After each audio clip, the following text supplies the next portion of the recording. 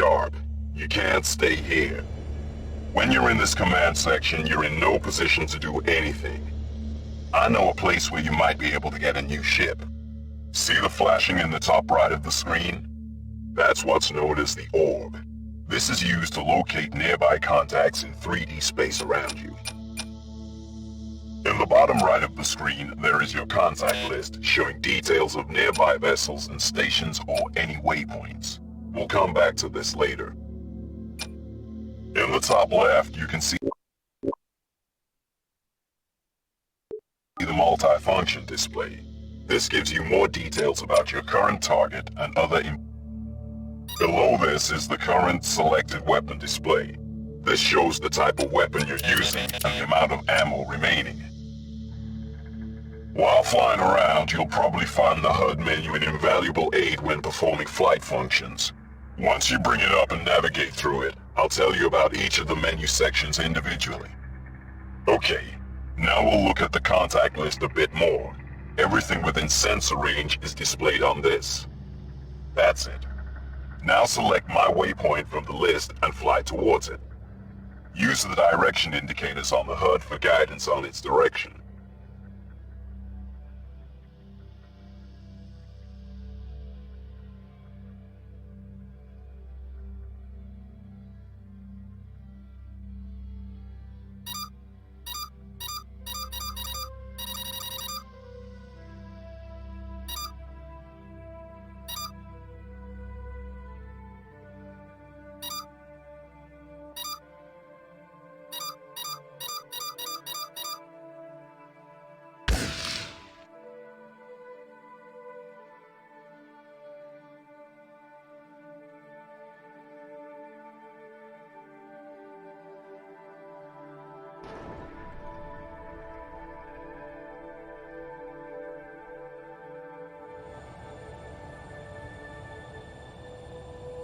This is the main HUD menu.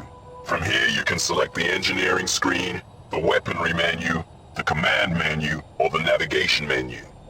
As you go through the HUD, I'll explain the menu to you. If you want to get out of this tutorial, just quit out of the HUD using the cancel button.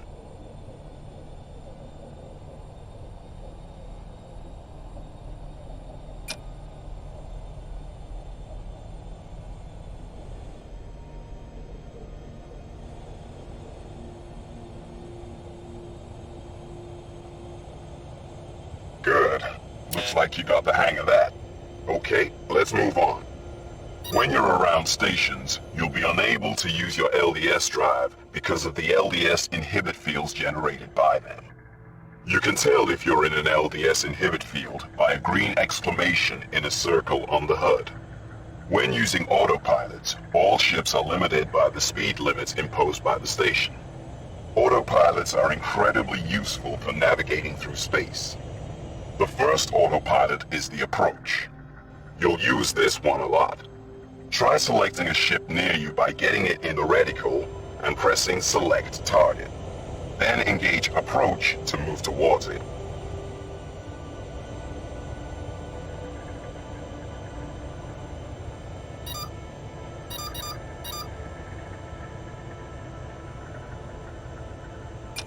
This is the navigation menu.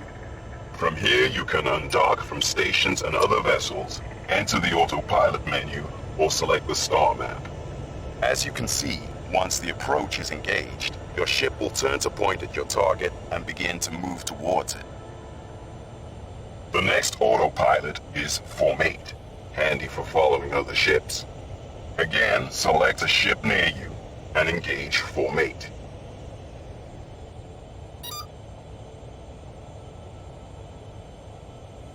With formate engaged, your ship will obtain an orientation relative to your target and try to maintain a constant distance from it. Flying in formation made easy. Okay, let's disengage the autopilot and move on.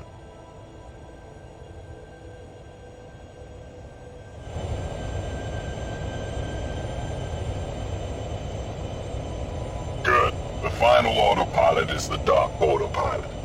You'll find this useful when you need to talk to people at stations or pick up cargo you want to carry around. Try it out now by docking to that abandoned hulk on your ship's contact list.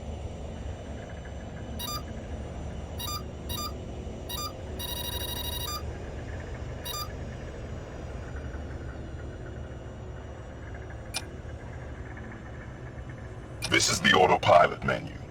From this menu, you can select any ship's autopilots that you currently have installed.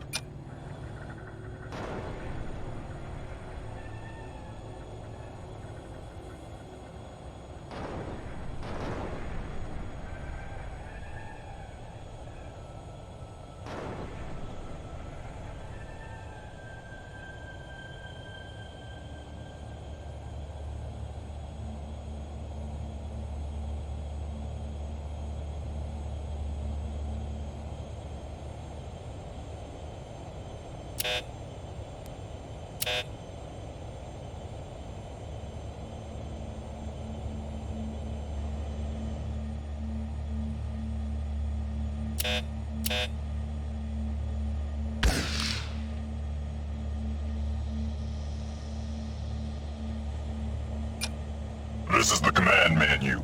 From here you can enter the documentation menu, the comms menu, and remote link to other vessels.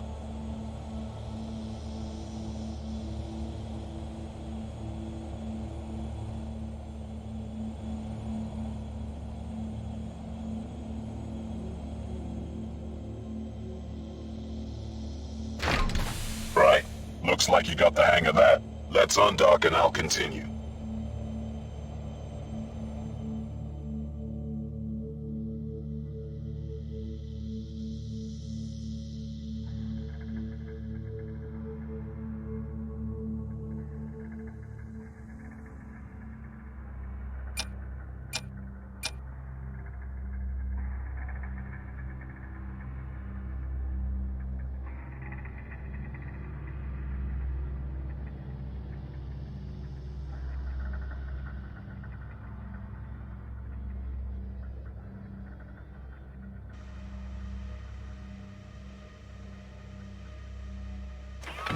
Next, let's try using the LDS drive on your ship to travel to a destination using the star map.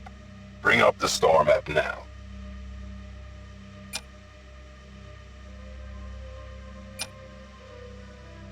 This is the star map. From here you can select locations throughout any of the systems. Let's start by selecting the planet Griffon. It's around Hartha's Wake Alpha.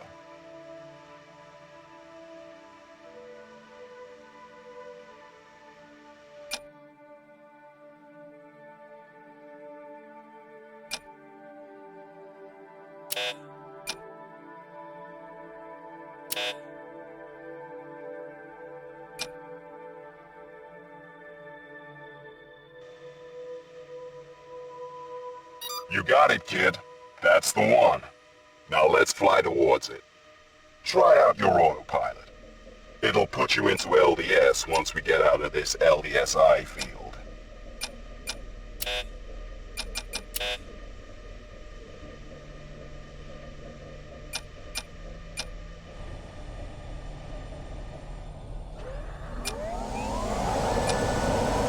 Good. We've cleared the LDSI field and we've entered LDS. The HUD lines have turned green to indicate this. You can see the distance to our target on the HUD by the reticle in the center of the screen.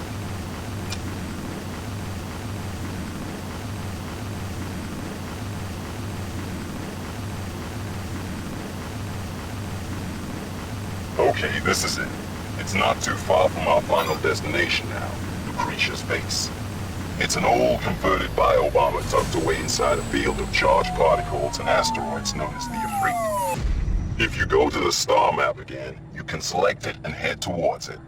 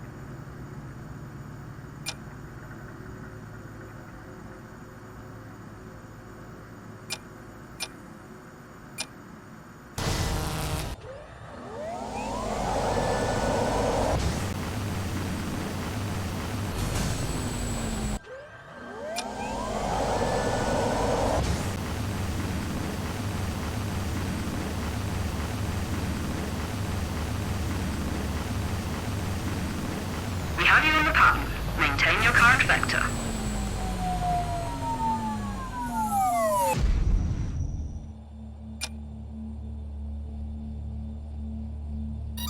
Okay, let's go.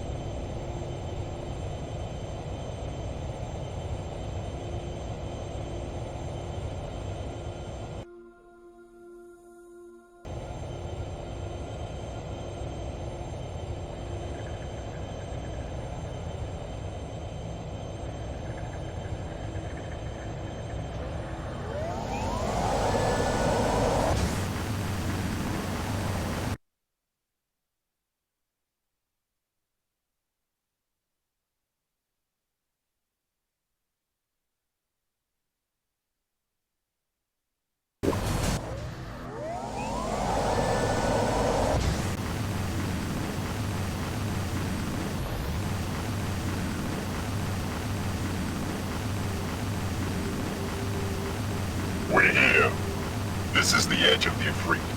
I'm afraid I don't know the exact location of the base, and it's hard to navigate with all this interference.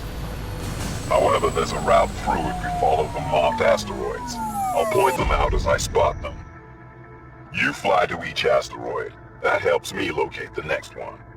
I'm bringing up the first waypoint now.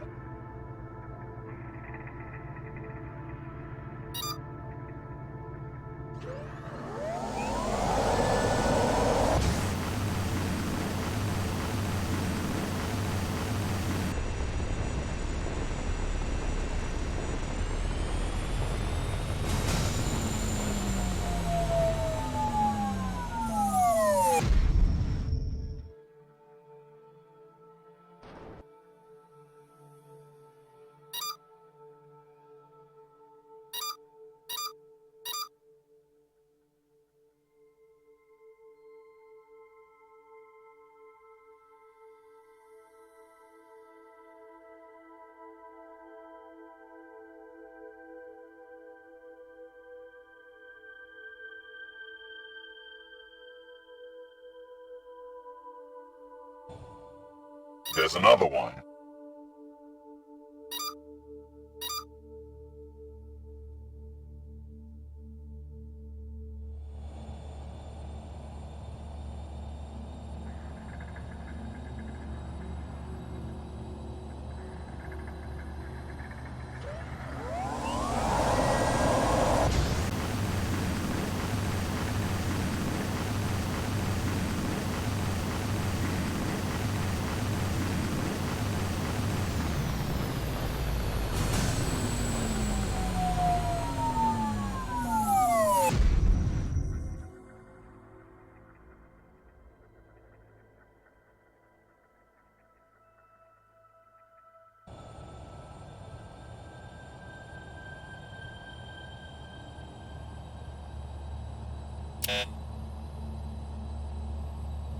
Got the next.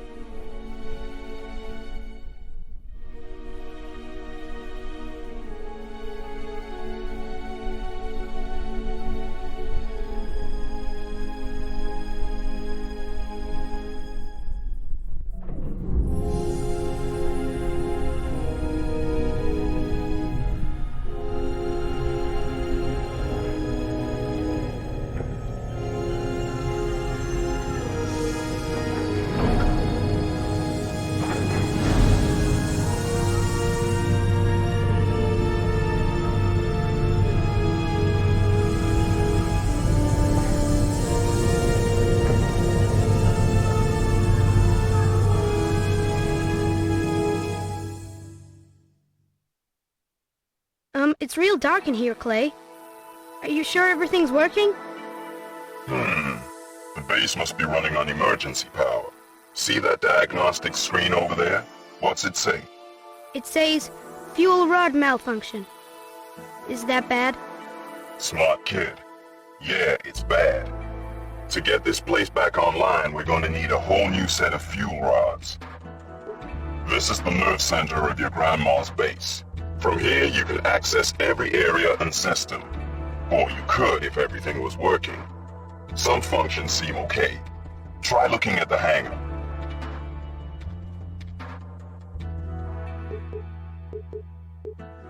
This is the hangar for the base. Your grandma once had nearly 30 ships docked here. Her own fleet. Looks a bit empty now. Just your old command section and the storm petrol. From the hangar, you can access all the systems required for fitting out a ship. That's the loadout. And you can also see the manifest, which shows you the gear you fitted to each of your ships. Wow, look at that ship. Is that Grandma's? Yep, that's the storm petrol. Scourge of the space lanes back in its day. Man, that sure brings back memories. We had it so good then. I want to fly it, okay? Sure, kid, you can fly it. But first things first. We need to get this old base back online before anything else. And there'll be plenty of time to go tearing around in your own personal warship. Here you can select which ship in the hangar you want to load out and fly.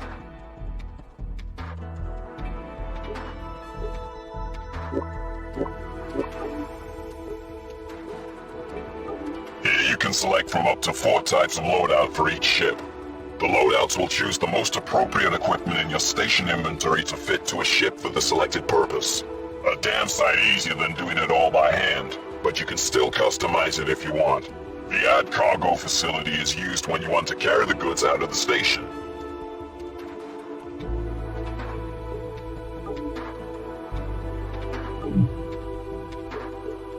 This console is where you can access all the emails sent to the base.